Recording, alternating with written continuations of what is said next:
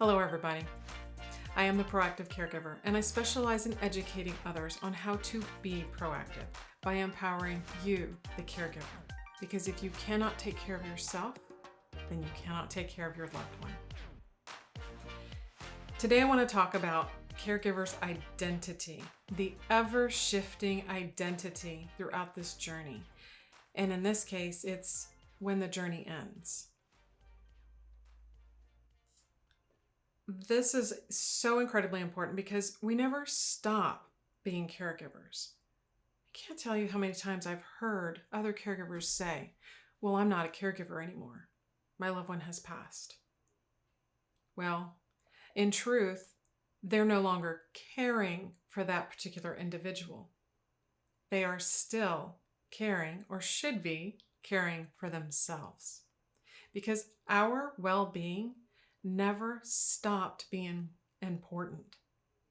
It's just that we struggle during that time as caregivers on expressing our needs, our feelings about our needs, and more importantly, our needs not being met. We don't want to appear selfish. We don't want to appear that we don't care for our loved ones, but at the same time, we're struggling to contain that grief. I know I did. See, when Mom first passed, I felt that I didn't need to grieve her because I had been grieving her through every step down in her stages of dementia. I was grieving the loss of who she was. I was grieving the loss of our relationship as it had been before, and especially the realization of what it could never be going forward. But when she passed, it was a different kind of grief. Each time I went to visit her, I knew I was going to see her, I was going to spend time with her, and even after every visit, as I said the I love you, I'll see you in a few days, I knew I was coming back because she was going to be there. But when she passed, I started to experience this weird, odd detachment. I don't want to refer to it as a loss of time because I got busy. I did what I do best, and I throw myself into projects so that I can focus on something else. But during that time of being busy, not wanting to think about the pain of her being gone, I suddenly had this, oh no, I'm late. She's waiting for me to go play Scrabble, or she's waiting for me, period. And then there was this pause because there was a realization. She's not waiting for me, at least not there to play games. So resuming old routines, or even finding new routines that no longer included working around schedules to make sure I had time to spend with her. That was something to adapt to. And that in itself amplified some of the grief that was there. I no longer felt important. I no longer felt this specific purpose for her. And I no longer felt a lot of things. And ironically enough, when I worked on my gut health, because I was trying to stop feeling the cravings, I suddenly didn't have any cravings at all. I didn't feel like I needed to eat. I didn't want to eat. Till I had the headache or the lightheadedness or the obvious weakness feeling that my body needed nourishment. And so I decided I needed to eat. I finally ate something. But in that mental space, that grieving space, it was like a craving for life was gone. And I'm not talking suicidal by any means.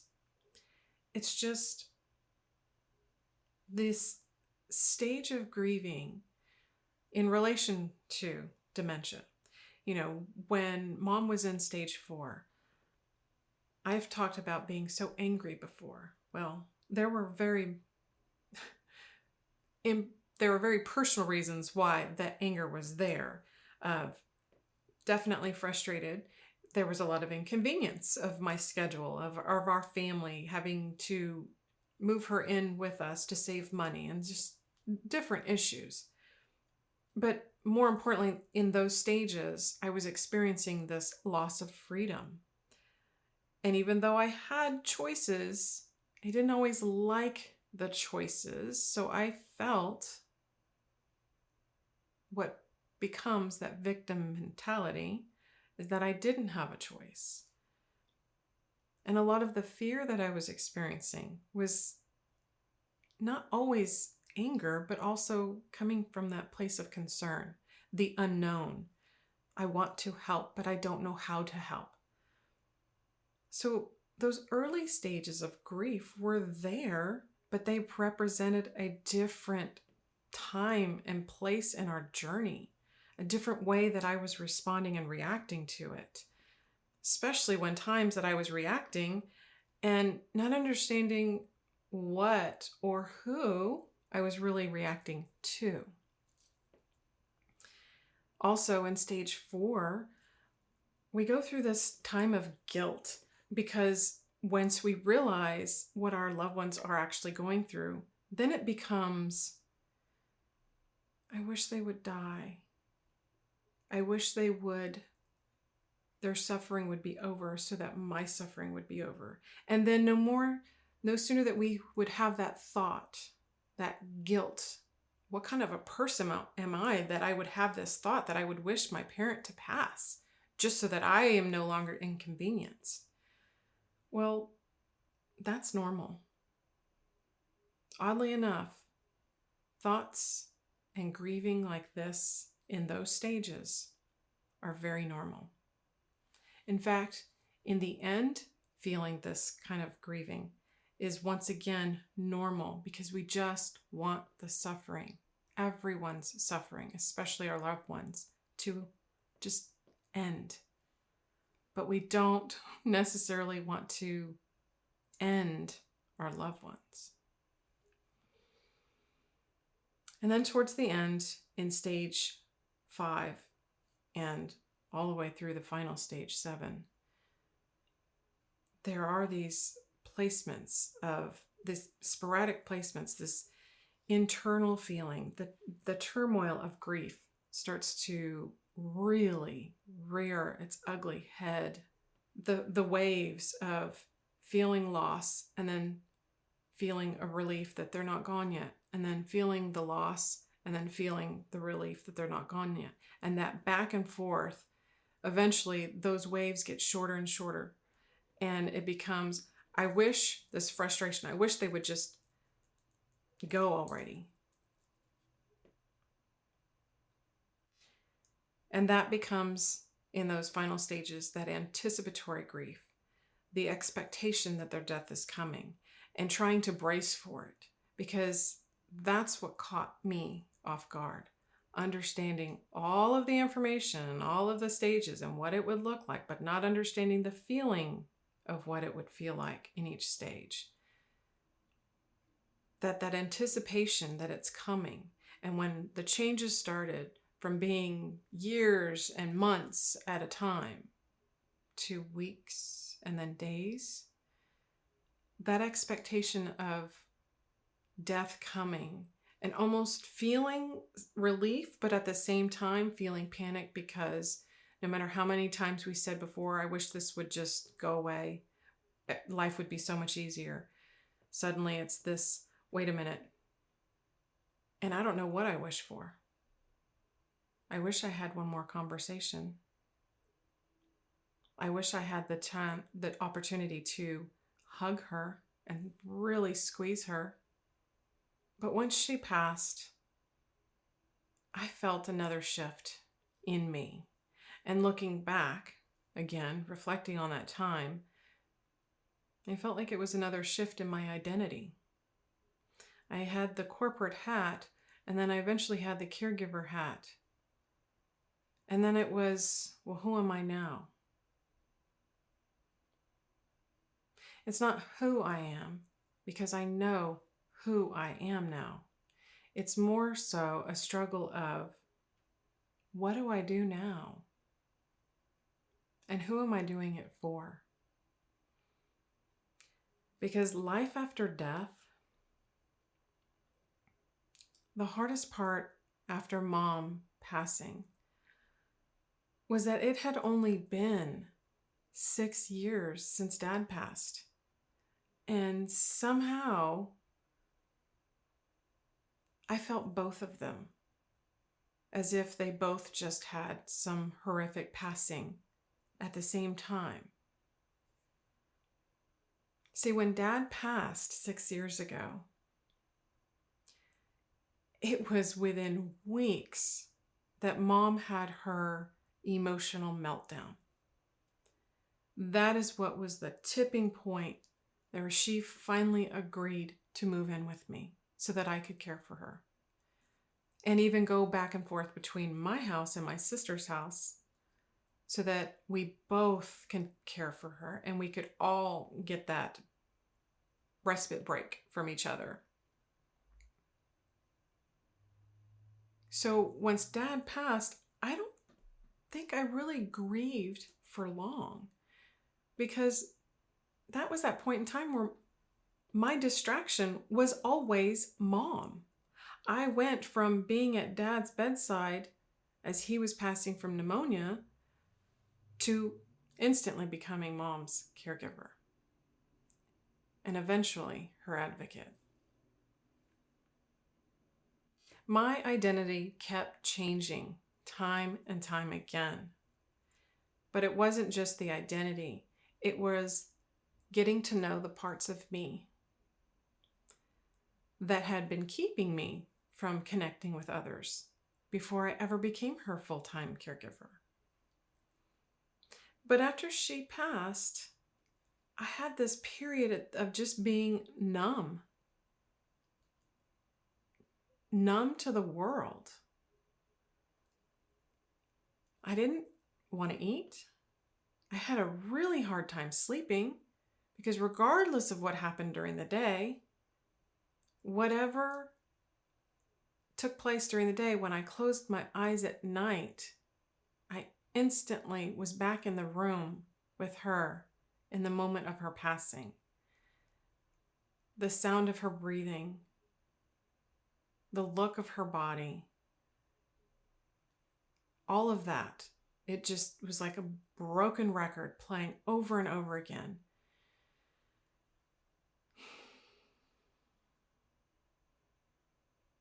And watching that as a movie replaying, every part of me kept reacting to that moment again and again. And all of the shoulds kept coming up. I should have this. I should have that. I shoulda, coulda, woulda. Trying to find acceptance even then that I did do everything I could for her. That I fought for her well-being every chance I got. That I expressed love through words and actions.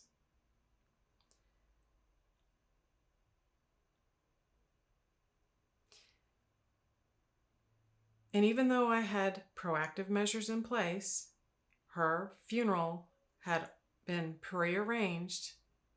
All I had to do was show up at the funeral home and make those final choices.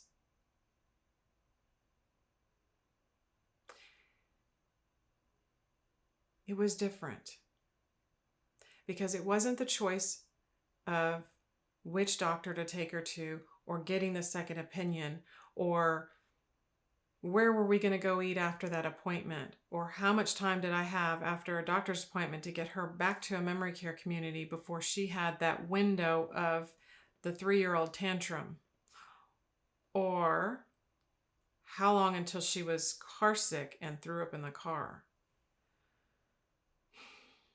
This wasn't that kind of decision. This was making the final decisions.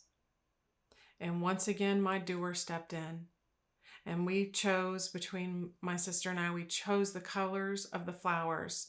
We chose the color of the coffin.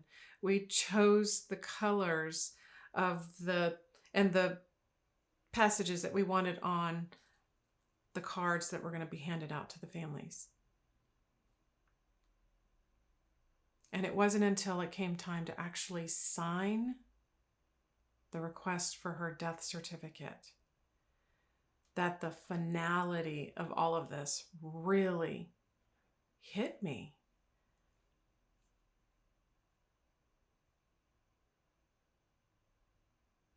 You see,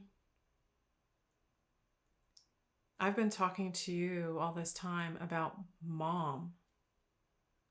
Well, Mom's name is Lizelle. And that is my middle name. Jessica Lizelle. Signing that, of all the documents I've ever signed, I really had to mentally focus and force myself to sign that name on her death certificate.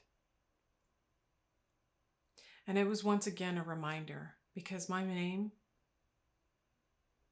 and I didn't think about this until I became her caregiver, my name, the name she gave me, means to behold God's promise. And as a caregiver, there were many opportunities for me to make promises to her. And I tried to keep every single one of those promises. But even that caused me grief throughout the process, because as we approached another stage change in her ability, it was as if I was approaching another promise I had made to her, a promise that I would eventually have to break. But this is where, throughout this grieving process, I started learning there is little possibility of separating the spirituality with this journey. Because it was when I started to pray more often and rely on God and express my feelings out underneath my meditation tree of what I was feeling, the guilt, the shame, the overwhelm, is when I started to feel the release. That confession to express the grief helped me in all sorts of ways. Even if it was in the car on the way to visit with Mom, being able to express the worry, the doubt, that loop that would tell me why I wasn't good enough to be her caregiver, when in fact I was. And now, after the fact, I'm still having to be concerned with my well-being as I manage her estate, as I work towards closing her estate and letting go of both of them. I always thought it was odd when Mom would talk about her parents passing. She would say she felt like she was an orphan because her parents were gone. I never really put much thought into it until it was getting close to her time, and I realized, wow, both of my parents are going to be gone. The two individuals that brought me into this world are going to be gone. And it's a weird thought, but it's a stranger feeling, because that life force energy that was there. And what I mean is, have you ever had that moment where you pick up the phone and you answer, "Hey, I was just thinking about you, and here it is, you're calling me." That mental energy, that mental connection, that's gone.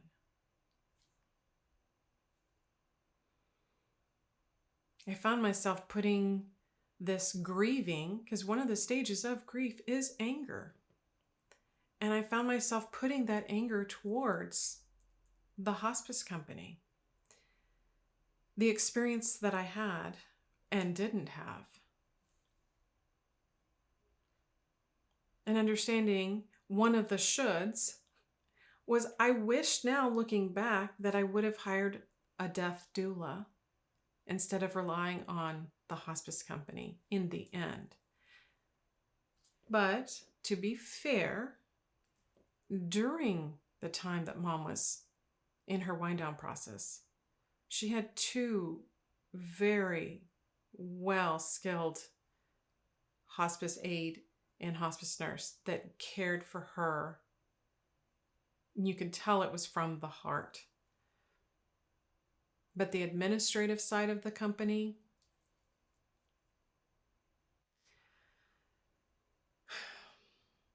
but that gave me those feelings of anger and a need to make the changes happen.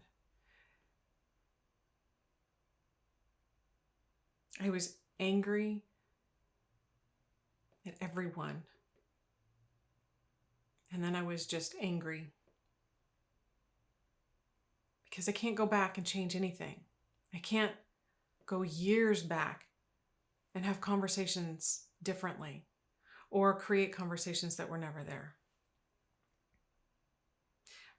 But I recognize that look back and that searching is because I was grasping for that sense of normalcy again. Life has changed once again, and I'm just trying to feel normal, when really this grieving is normal. The kind of grieving, including the anger, is normal. See, I learned by caring for Mom how to become more of a compassionate caregiver, more of that proactive caregiver. But that doesn't mean everybody I interacted with to fulfill her needs came from that same perspective.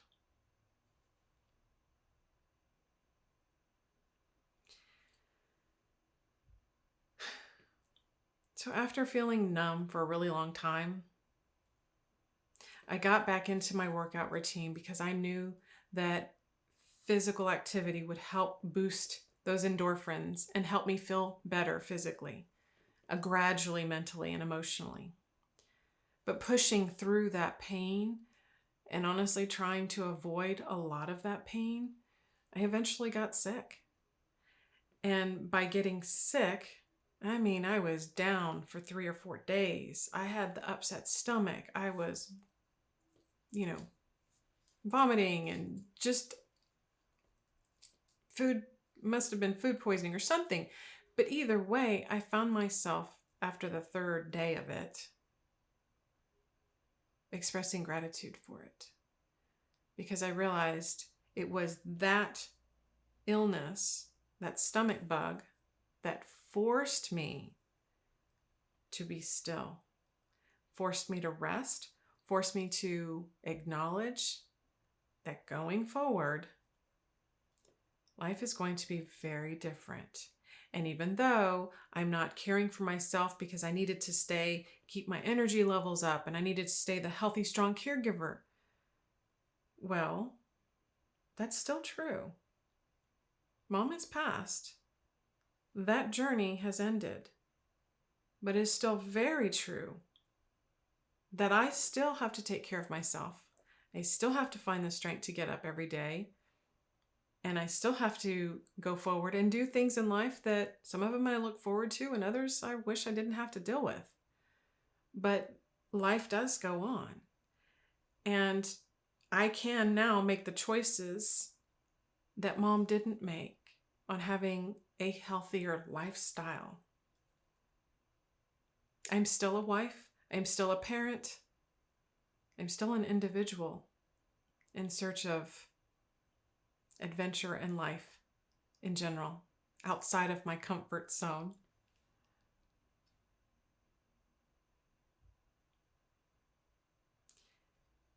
But I do recognize that because I've stopped caring for her,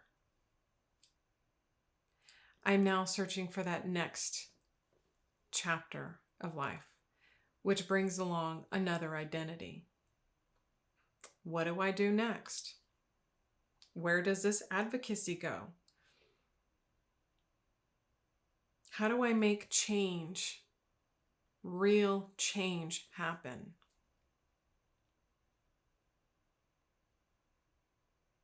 Well, I can't make real change by myself. I need you to help make the changes happen. Because we never stop being caregivers, we have to continue to take care of ourselves. And one of the ways we take care of ourselves is expression. A lot of times Mom felt uncomfortable with that because there was that struggle of privacy versus airing out our dirty laundry to others. And I've experienced that feeling early on. I didn't want people to know the crazy, messy life that we were living that dementia presents us with. There is that idea that I want to appear put together when behind closed doors I feel like I'm falling apart sometimes. I get that. But we share that as caregivers. And if we don't express our stories and share them for others to learn from, then nothing ever changes. And we end up being in the rooms where we continue to just vent. And that's healthy. We need that. But I don't want to just vent anymore. I want to talk about it. I want to express what's happened because I want to change it for others. The numbers of caregivers, especially those who are caring for a loved one living with dementia, are expected to rise exponentially. We are talking millions more than already exist.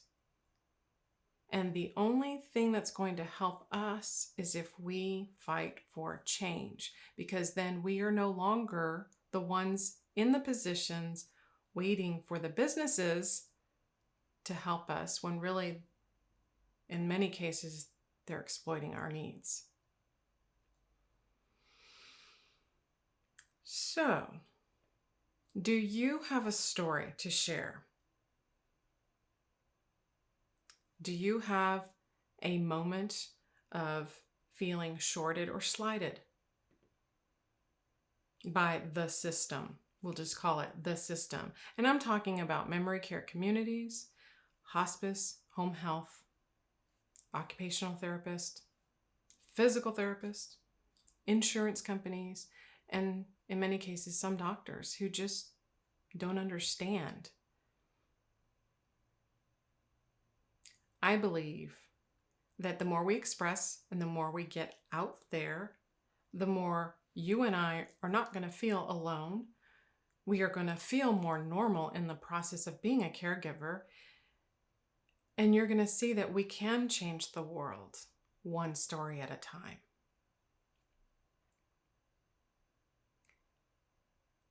You know, grieving is part of life. It doesn't feel comfortable. Who would choose to feel this loss? I am grateful for it because it means I had a fabulous person in my life that I may not have always recognized in the moment who Mom and Dad were, but I can now see their sacrifices. I can learn from their sacrifices. I have had to also sacrifice in ways that they have as well. But as caregivers, if we don't stand up for our needs, we can't really honestly vent and be angry at those who are not helping, because we have to express it in the first place. And part of that is a confessional process of saying, I'm hurting. This is hard. I don't want to do this. I need help.